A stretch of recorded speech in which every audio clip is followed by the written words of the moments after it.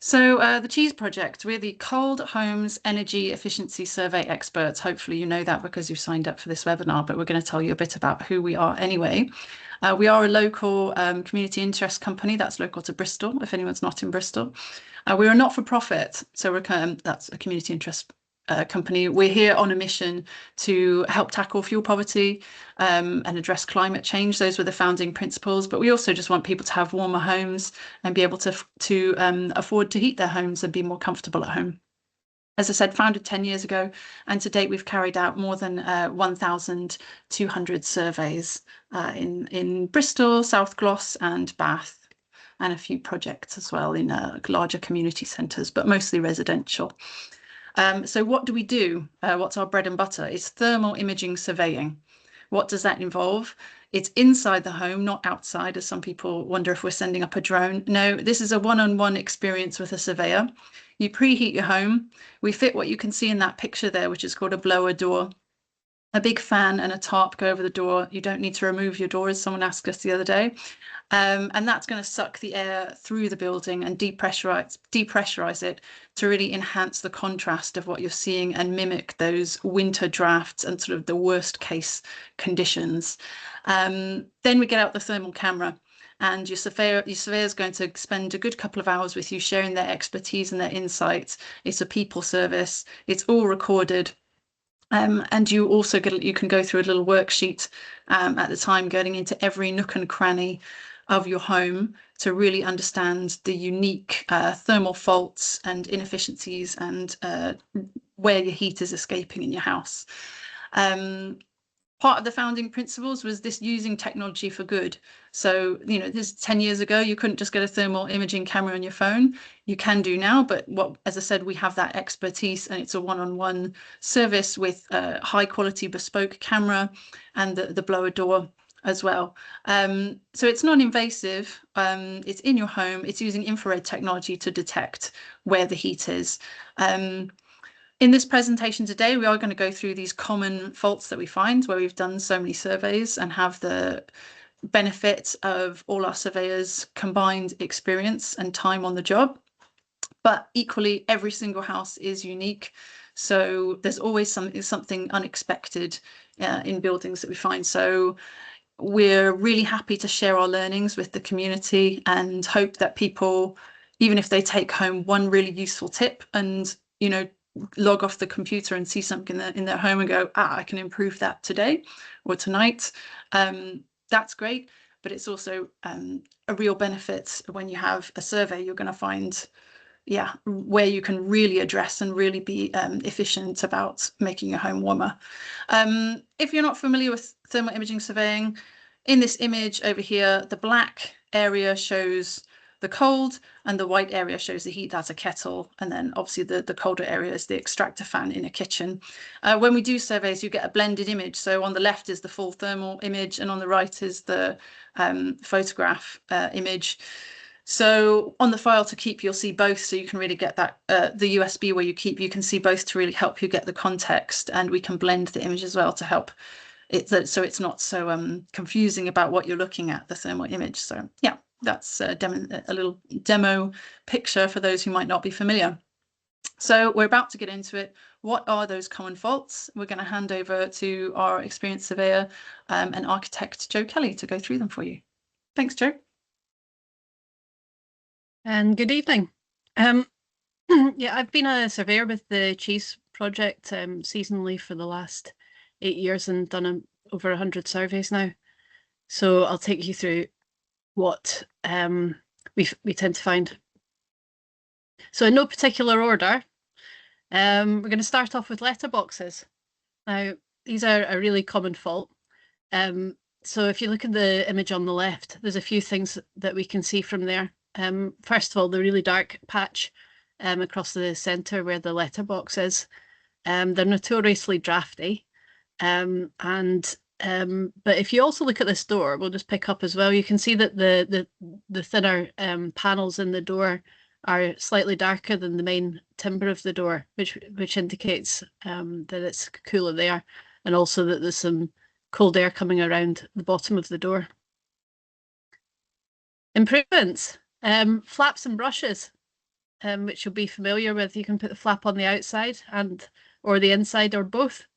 Brushes, put them within the slot. Otherwise, you can completely block up the letterbox and use a wall-mounted letterbox externally, which is ideal.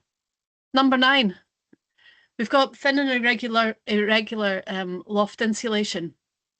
As you can looking at the image on the right, this is what you'd normally see, which is nothing, just looking at the underside of your ceiling. But as soon as we put the thermal imaging camera on it, we can see what is happening above. Now, the likelihood is, in the image on the left, is that the loft insulation has been moved around and maybe flapped back by an electrician or just somebody having a little rummage up there. It's really good to be able to see this, because what we would really like to see with the thermal imaging is a nice uniform surface over the top of the ceiling, which means that it's all nice and warm up there, and therefore keeping you warm and saving energy.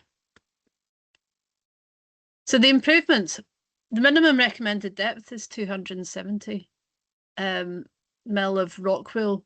This is usually laid as you see in the picture. So you'll have the depth of the joists, which are holding your ceiling up, fill them with rock wool, and then perpendicular to it, roll another layer right the way across the top, and that'll keep both the structure and the bottom layer of rock wool warm.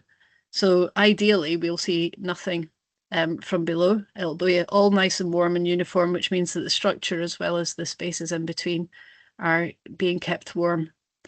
What you do need to consider is if the loft is boarded out, then the depth of the rock wool might only be the depth of the joists, and therefore a bit under what we would like to see.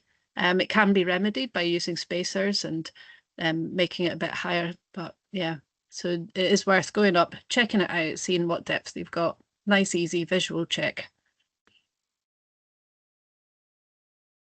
Number 8, unsealed pipes.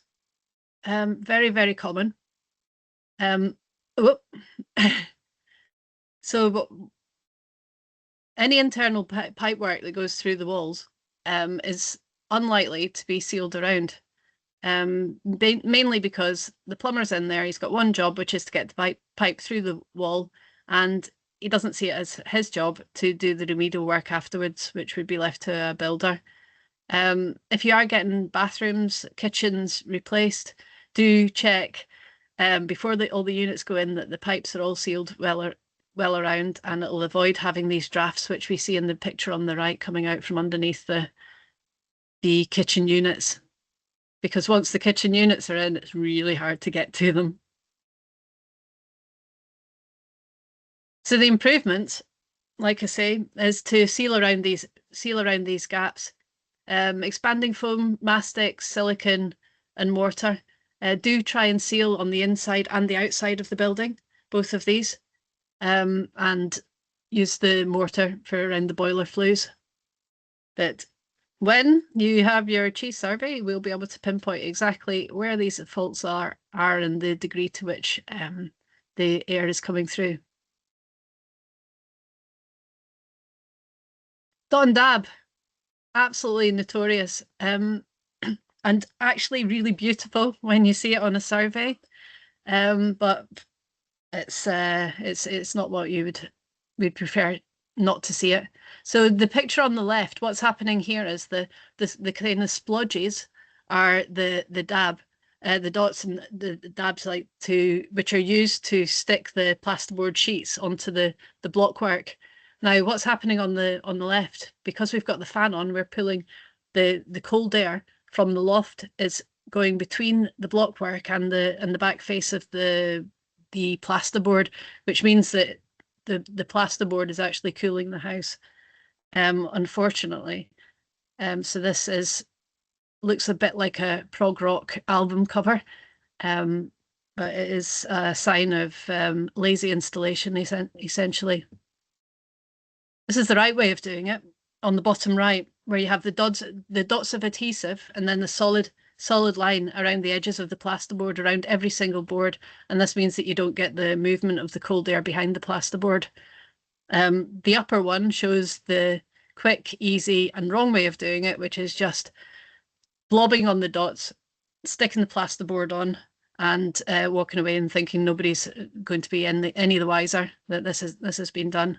Reasons for taking this shortcut are it's quicker, you don't have to mix up as much splodge, and you think that nobody will ever know, but it will be causing significant cold in the house. Number 6, bay windows. Loads and loads of houses in Bristol have got bay windows.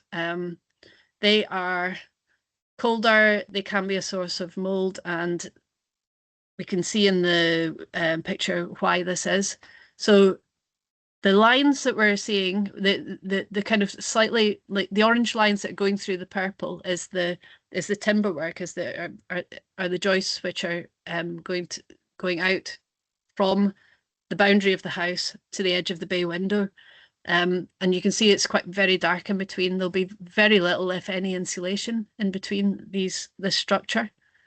It's quite a difficult one to deal with because you can't really get to it from below without taking the ceiling down, and you can't really get to it from above without taking the roof off. But if you have any reason to take the roof off your bay window, like I did recently, it is worth putting some additional insulation in there. Also with bay windows, the little wall around the bottom of the windows tends to be a lot thinner than the rest of your house, and that can be very cold. If you have mold forming around there, it's simply because it's that part of the wall is colder. There are some solutions to that which we can discuss, but it really has to be a bit of a case-by-case basis. Failed double glazing units. So over time, the double glazing gaskets, like the rubbery bits, they get brittle and they can crack, they can shrink back, leaving gaps at the ends of them, or they can just lose their sponginess, like essentially. This means that the window frames themselves might actually have a lot of life left in them, but only if you replace the gaskets. So it's worth just opening your windows, give them a little squidge, and if they've got enough squidginess left in them, then they're probably doing quite well. If they feel hard and they don't, then it might be a time to look at that and possibly replace them. If you do replace them, then do replace the entire window, all the way around the window. You don't want to start chasing things and putting some in, some thick stuff here, some thin stuff here, because it'll cause your window frame to warp and you'll just open up a can of worms. PVC windows can be adjusted, so don't write them off too quickly. If you get a double glazing company out to ask if you need new windows, they'll say yes, because it's their business to replace them. But it's not necessarily the case. If it's failed, if the units themselves, like the seals between the two panes of glass has failed, then you'll get a kind of clouding with the windows. But again, these units, the glass units can be easily replaced without replacing the entire window. Fireplaces, whether you use it or not, they can be a source of cold, and heat loss. Essentially, they are really good. We do want to keep the flues ventilated, because if you don't, then condensation can build up inside them, and this will manifest itself as kind of like damp splodges around all on the chimney breast. The best way of dealing with this is to ventilate it in the summer and keep them blocked in the winter. Good time to make the changes, either block it up or unblock it, is in line with when the clocks change. So set your house up for winter and set your house up for summer when the clocks change. These are our favourite solutions: chimney sheep, which are made out of felted wool. You work out the size of your chimney flue, get the right sheep, and just put it up there. It's got a rod that hangs down, so you can retrieve it again, and it'll remind you that it's there, just so you don't set a fire in there. A chimney balloon, inflatable version, which kind of molds to the shape of your flue, or anything you've got lying around, a bag of rags, whatever it is, just block it up. But like I say, do take it out in the summer so that you do ventilate the flue. Yep. There you go, suspended timber floors. These are really, really important to maintain the air quality and the sort of to stop your house getting damp. Essentially, what happens with the Victorian buildings with the suspended floors, you have vents below the joist level at the front and the back of the house, and the air is drawn through underneath the floor. And what this does is it picks up any moisture which has come through from the solum, the soil beneath the house, picks up that moisture, wicks it away, and keeps it nice and dry and ventilated underneath the floor. What it also means is that underneath your floorboards, you have a lot of cold air moving around below your house. The picture on the left shows the result of this when you've got some nice like sanded wooden floorboards. When we turn the fan on, we'll get loads of cold air coming up between the floorboards, which is a direct route to the outside air, which is not particularly what you want. The ways of dealing with this. Oh, here we are. Oh, sorry. There's more gaps. From the end of the floorboards, the air will be coming up around the ends of the floorboards, underneath the skirting boards, and it can come into your house that way. And this is why we see this kind of drift pattern, because with the thermal camera, you can't see the cold air itself, but you can see the effect that it has on the movement of the air. And what's happening here is that the cold air is getting dragged across the surface, and we get this very distinctive drift pattern. So improvements. You can take the floor up. You can put insulation and draft proofing in, seal it up, and then relay the floorboards. If you don't want to do that, or it's too invasive, carpets with underlay will keep the cold air where it's supposed to be. Big rugs will do the same. Again, you can put them down in the winter, take them up in the summer. Hardboard underneath your flooring, or modern flooring, which will completely seal the gap. Usually they have like a tongue and groove or a little kind of clip, so you don't have this kind of butted planks like the old floorboards. Loft hatches are notorious for cold air coming in to the house and therefore heat loss. Like the under your floorboards, the loft has to be a ventilated space to take away any damp, any moisture which might build up there in the form of condensation. So it's important to maintain airflow in your loft space. But what you don't want to do is have a line of defense which is broken, like by not having a well-fitted, well-insulated loft hatch. This loft hatch you can see on the left is much colder than the rest of the ceiling, and from this image we can see that it's uninsulated. We've also got the cold air getting pulled in around the edges of the loft hatch. The way to improve this, just stick a bit of insulation on the back of it. It doesn't need to be pretty. Nobody's going to see it. And also draft proofing seals around the loft hatch. Now your loft hatch is either going to sit down into the frame or it's going to push up against the frame. If it's sitting down into the frame, then gravity is your friend and it'll push down, and if you've got some nice draft proofing, then it'll compress it. If it swings up, then we really like these sash window latches, because you can screw them and it'll compress it up into the seals that you put underneath. They work a lot. They're a lot more secure than your magnetic latches. So we have letter boxes, your loft insulation, unsealed pipes, dot and dab. bay windows, gaskets, fireplaces, suspended floors, loft hatches, and window coverings. Now, especially now, it's there's a very minimal aesthetic that people are trying to achieve within their houses. And they might choose to have no curtains at all, maximum view, no blinds, nobody's overlooking, it's fine. Or they might just have thin curtains, thin blinds, which might not be reflective. They might not be correctly fitted.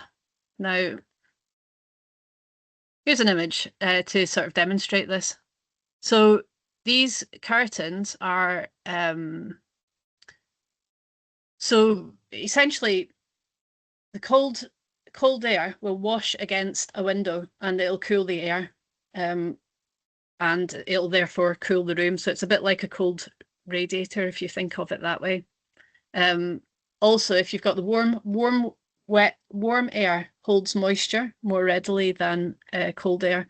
So when this warm, wet air washes against a cold window, then especially if it's single glazed, then it'll cause condensation. The water droplets that are held in the warm air will condense on the window and therefore make this wet, and therefore it can lead to mold.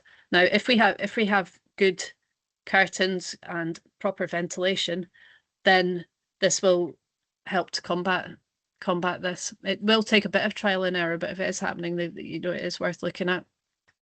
So this is the scenario. So we've got the warm air goes behind the curtains and the blind, cold air, it gets cooled, and it comes back into the room as it falls. In extreme cases, it can create a draft, but that was generally when you had more open fires.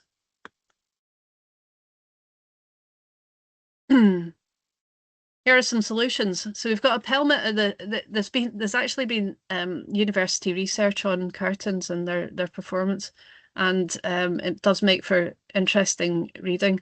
And one of the main things that they highlighted was that we should bring back pelmets. Now, the pelmet actually kind of overlaps the top of the curtain, and the curtain sits below it, so that it kind of creates a bit of a seal around the top of the curtain.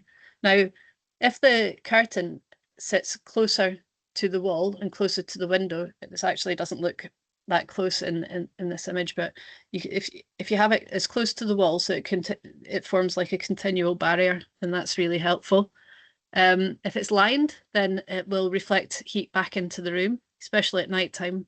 And then if the windowsill is extended or the curtain is all the way down to the floor, then this will also seal along the bottom of the curtain. So essentially what we're trying to do is keep the warm air in the room and the cold air near the window.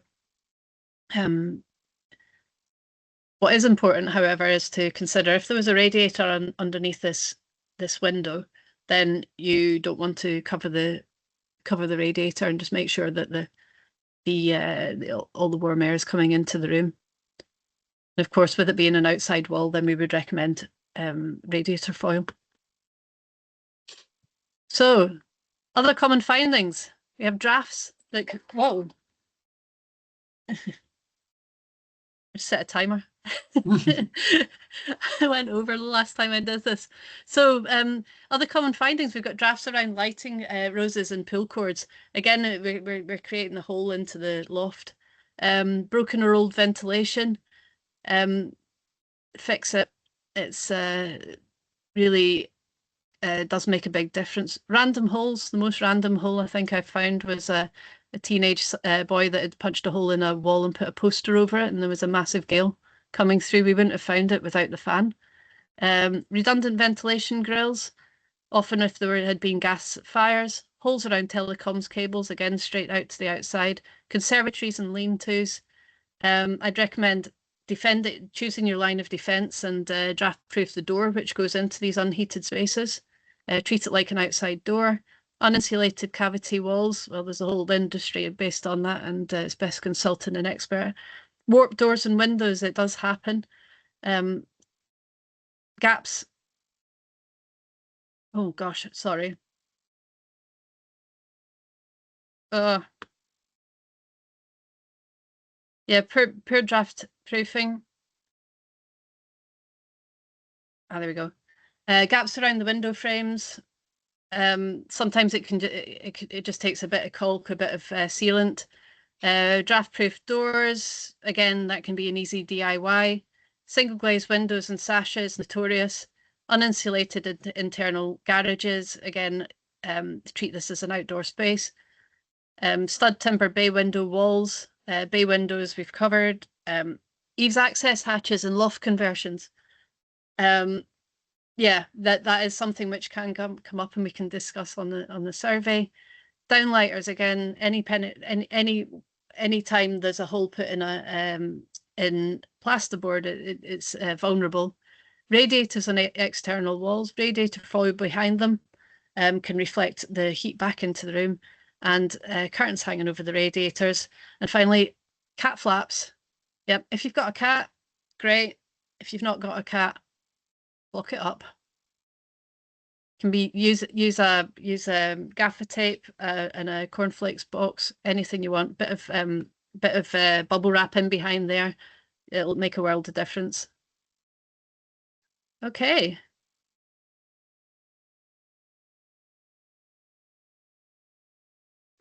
So we're talking drafts versus ventilation. Now, we don't want to block too much up.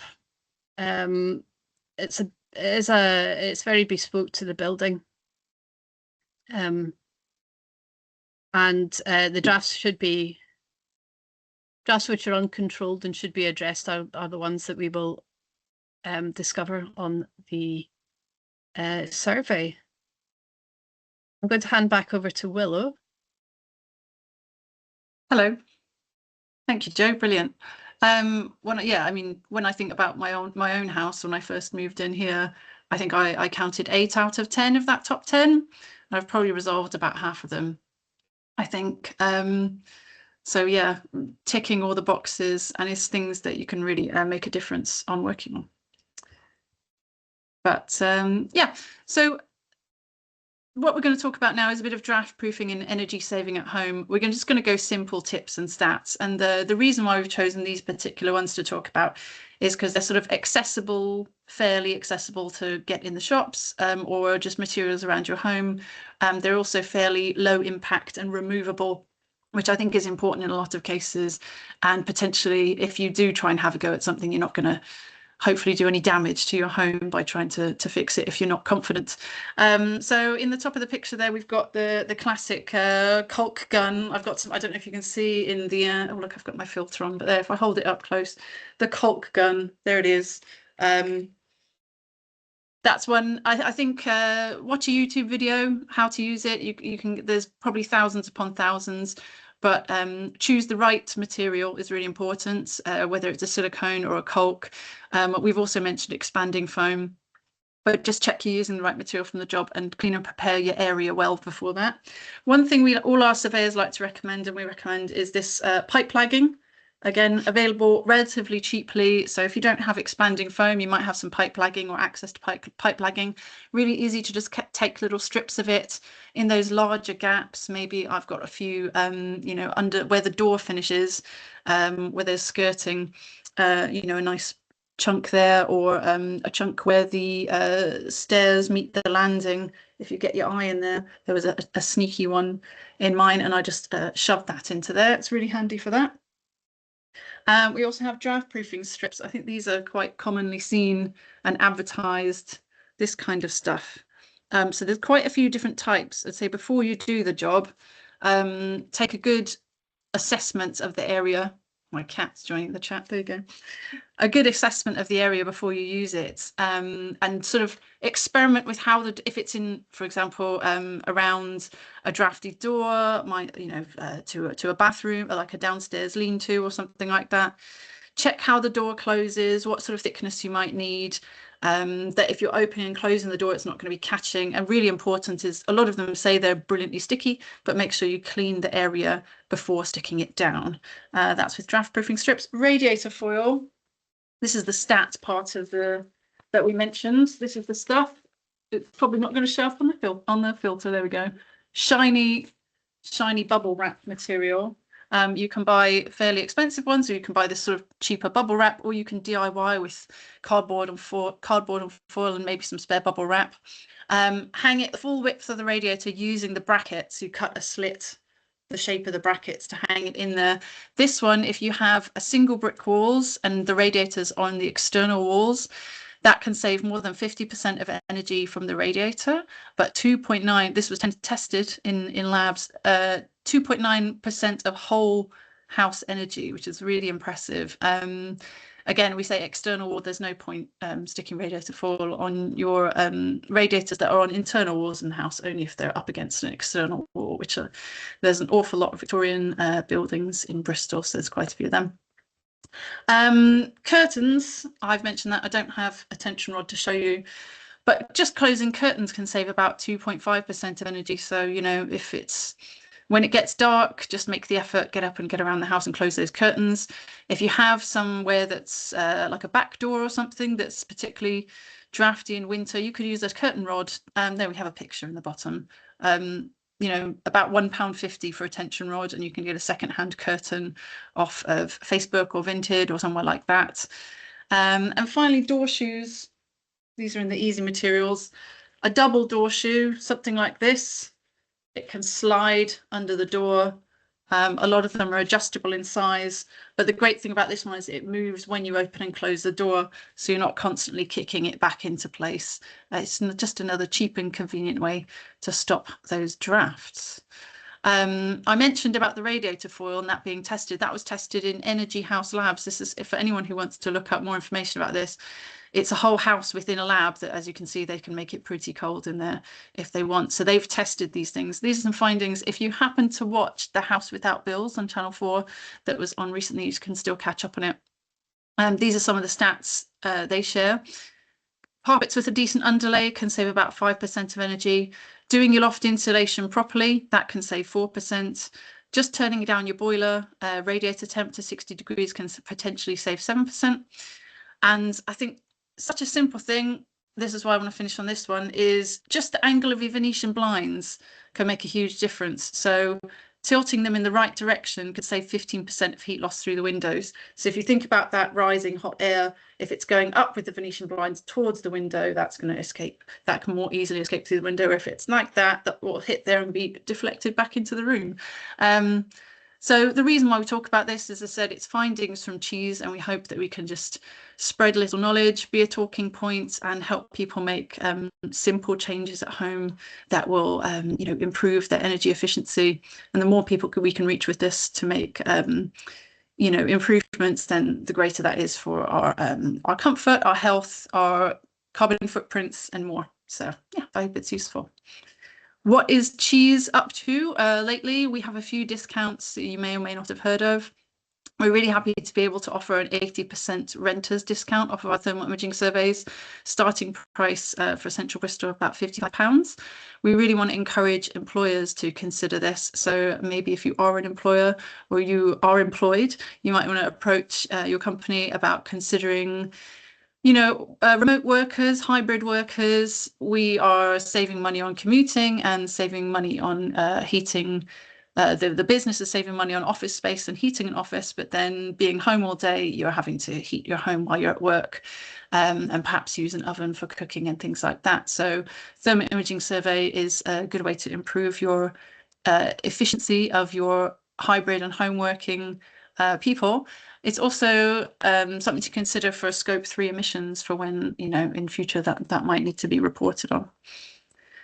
Additionally, Retrofit West for a while now have been offering a 70% discount to homeowners. That's now been boosted to 80%, which is fantastic, a huge discount in order to really encourage retrofit in the West of England Combined Authority area. More information on our website. We also have limited free surveys. These are grant funded. I say limited, but do not be discouraged from getting in touch. If you are someone who is struggling to properly heat your home, or you know somebody who is, please contact us. We would love to be able to help. Our surveying season closes around about the end of March or a bit into April, basically when the weather turns too too warm. We need about an 8 to 10 temperature degrees difference between the inside and the outside of the home to do a good quality survey. So we'd love to be able to help some more people out before the end of the season. So do get in touch if you know anyone that's in need of a free survey. And additionally, the Cheese Project will be expanding a bit into background ventilation testing. We talked a bit about ventilation versus uncontrolled drafts. It is really important to have healthy air circulation in the home. So this is something we additionally want to, again, it's using technology to help diagnose people's problems at home. Maybe a home is cold from too much ventilation, or maybe your home is moldy from too little ventilation. It's important to know. So that's something you'll be hearing more from us about in the future. We also want to talk about support that's available for people. I won't go too deeply into this, but again, please do get in touch with any questions. Eco4, I just checked on the news and they said that's extended till the end of the year. I know there was a lot of waiting around before the Warm Homes plan, replacing Eco4, but the link is there. Warm Homes discount is a one-off £150 payment that certain people may be able to apply for. There is the separate boiler upgrade scheme, a particular grant there. Connected for Warmth is offering free air source heat pump grants. And additionally, Bristol has Bright Green Homes. All of these worth checking out if you are eligible. There's different criteria, but they are out there. Warm Homes Plan, went and had a little look about what the website says. You can register. For Bristol, it says your local authority is receiving applications but not yet ready to process them. So maybe go register, or maybe set a reminder for yourself to go back and check on it when it's of interest. But that is for household income under £36,000. Other places, we're really lucky in Bristol to have a wonderful network of people who can support those with, energy needs and questions. Centre for Sustainable Energy, Bristol Household Support Fund, Bristol Energy Network, Step Change and National Energy Action. We would point towards all of those organisations. They're not the only ones, but yes, do check them out. I think that's us. I'm going to hand back to Hannah to host a little bit of Q&A, and hopefully if anyone has any questions, we'd love to answer.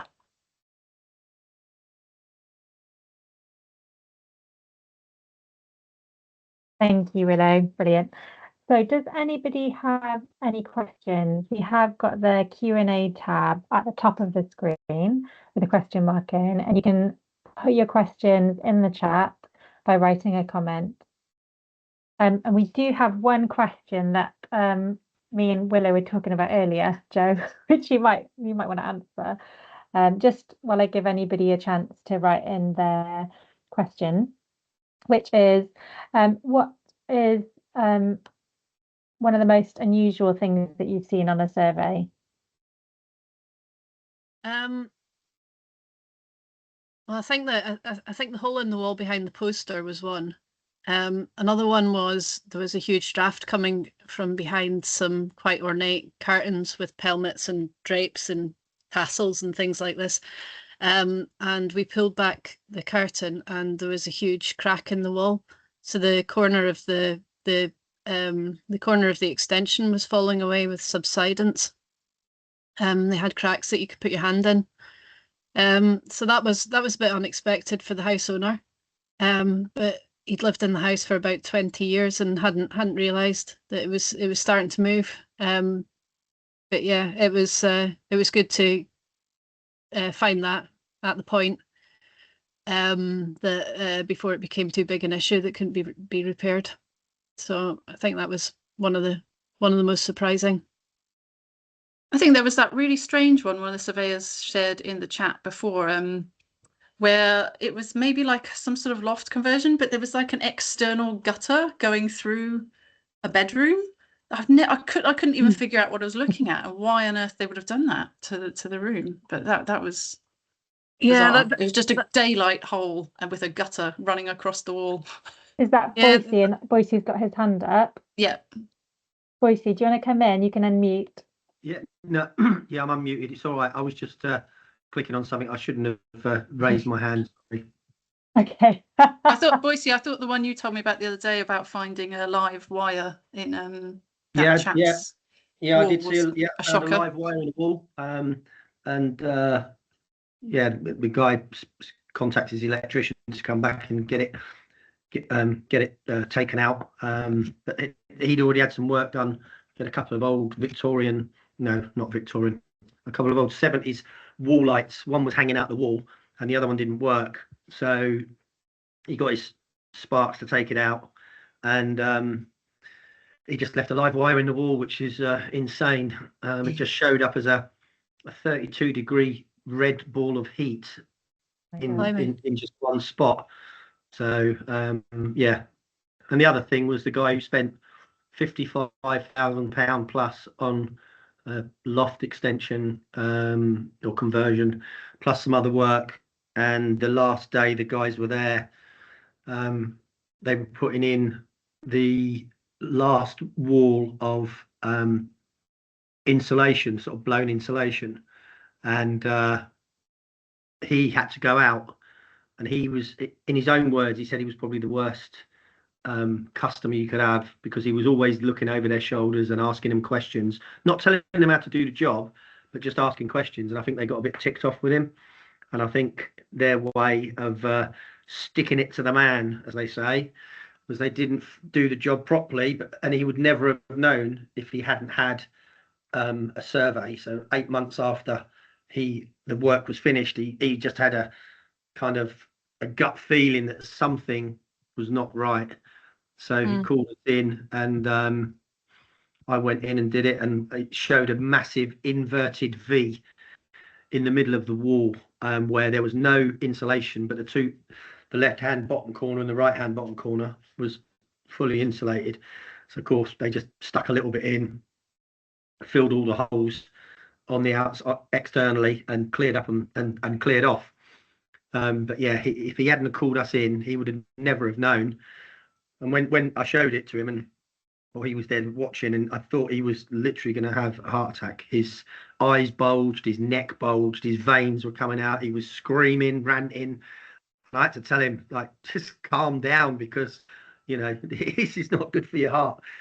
And anyway, he calmed down eventually, and he contacted them back, and within 2 weeks of him contacting them back, they came and put right. But yeah, if it hadn't have been for us or another company, but it was us. If he hadn't have had a thermal imaging survey, he'd have never have known.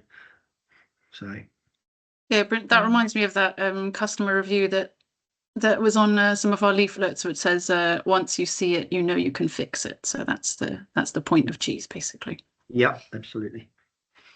I've got a question here from Roger. What experience do you have on surveying flats, and how does your advice vary for flats? Yeah, we do a lot of flats. The advice and the faults that we see are similar to houses. So that is there's a so in that sense, we treat them exactly the same. The good thing about flats is usually they're not they've got some, like a hallway or something outside of them, so so you don't usually have the front door letting out as much heat as you do with a house. But yeah, love doing flats. And yeah, we just treat them exactly the same as the houses. Obviously, like if they're smaller, then we've got a sliding scale cost wise. But yeah, very, very similar process. Thanks, Jo. Roger, do you want to add anything else to that? You can unmute.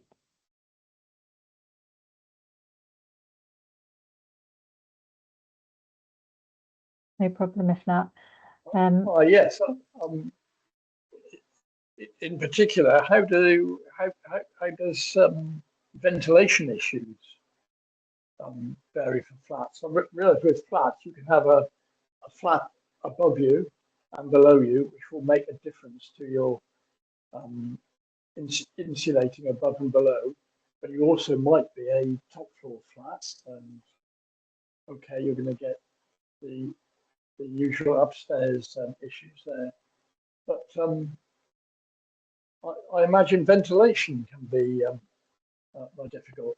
You might have seen on the BBC local TV recently, our residents on Henacre Road having issues with their flats where they have serious mold issue. And I was wondering if there's any you've got any thoughts about that? Yeah, I don't think I think the mold issue isn't so much to do with it being a flat, but it's to do with the mixture of the ventilation, combination of the ventilation, the heating, and the amount of insulation that the walls have got often. Like I mentioned, then mold gathers wherever there's damp, which forms on walls through condensation. So essentially it's the warm wet air hitting the cold surface. So the way to combat it or prevent it from happening is to ventilate properly, to be able to get that warm wet air out of the inside environment, and to bring the fresh air in. And that's that. I think probably it can be more noticeable in flats because people are using every single room of the flat rather than having as much space in a house. So if you've got two people or one person that even living in a 1 or a 2 bed flat, then it's going to have the air is going to get more moisture laden than it is if they were inhabiting like we see sometimes a 3 or a 4 bed house. So essentially it's still getting the combination of ventilation and heat right. Some flats are more difficult to manage than others, and most of the time it's because of the lack of insulation in the outside walls. But we're in a really fortunate position now because we've got technology and we've got things which can remedy these problems, like the wall insulation. I know it's got a bad rep at the moment, but it does work to kind of warm up the surface, which means that we're not going to get that condensation on the walls. And also ventilation wise, there's some great products which are affordable now because the technology has improved, and that can be things like ventilation. Instead of just pulling the air out and losing all the heat, you can get a heat exchange, which means it'll warm the air which is getting drawn in. So therefore you're not compromising. You're not having to make the choice between am I going to ramp the heating up and then suck it all out, or you know have a healthy environment. Dehumidifiers as well. These are useful, and if they're used right, but a lot of the time it is just getting that warm air, that warm wet air out, especially when in bedrooms where you've been sleeping overnight and you're releasing moisture through breath and just sweat and generally over those 8 hours. So yeah, opening windows, and often sometimes it can just be these behavioral issues. Sorry, that sounds terrible. Behavioral like changes, or just being aware of it and tweaking it a little bit can make a difference to the health of the air and the health of the building and the health of the inhabitant. I hope that answers. Well, helps. Thank you. Yeah. It's the options for things like wall insulation and or even ventilation. Might be more restricted in a flat, but no, that's useful to know. Yes, yeah. You're well experienced handling those. Yeah, but often because we're having this conversation as we go around with during the survey, then it can just you can just act like a sounding board with the home dweller, homeowner, renter, or whatever the person that's living in the flat, and it can just help to kind of have another set of eyes on the situation. And this is why it's so useful, is because it's completely bespoke to the folk that are living in the house and their lifestyle. So, I can imagine that you may well get different results from adjacent flats. Yeah, absolutely. Because of the placement within the building. That's true as well. Yep. So you really want to be surveying the block, really. I would guess. Thank you. You're welcome. Boise, you've got your hand up there. Yeah, just coming back in on the back of what Joe was saying. Humidistats are really good as well in bathrooms and kitchens. If you have especially for a flat, I live in a council flat. I don't know if that gentleman lives in a council flat or it's just a non-council flat, but council flats are renowned for having mold and mildew, just because of the way that they were built, very poorly. I had real problems with mold and mildew in my bathroom. I had one of these just bog standard expel airs in there, which wasn't efficient anyway, but it was some of the slats weren't opening. So I contacted the council and they came out and said that we don't use those anymore. We're going to put a humidistat in, and put it in 4 years ago. It was £107 to buy. I didn't pay for it. The council paid for it, obviously. I think they're about 120 quid now. But before, I would clean my mold and mildew and I could look back at the beginning and almost see it growing again. It was that bad. And once I had the humidistat fitted, I didn't see any mold or mildew growth for a year. So they're really good. They run very efficiently. They run on low power. They run 24/7. And when they're running, just normally, you can't really hear them. Then as the humidity builds, the fan will bump up until it gets to its maximum. Then as the humidity drops, the fan gets quieter and quieter again until it goes back to its normal running speed. And then it's very, very cheap to run. Consider that. I mean, if you're a council tenant, speak to the council, and if you haven't got one already fitted, they should fit you one anyway. But if you're not a council tenant, you're a homeowner. Like I say, they're really cheap to buy, and they are worth every penny. Absolutely. That's good to know. That's useful. Thank you. I'm just going to bring everything to a close now because I can see it's just 8 o'clock. I just want to thank everyone so much for being here and participating, listening in, and for your questions as well. So we're going to put the recording later in the week on our YouTube channel if you do want to revisit anything. And it's just a final take care and good night. Thank you. Thank you. Yep, thank you. Bye. Bye.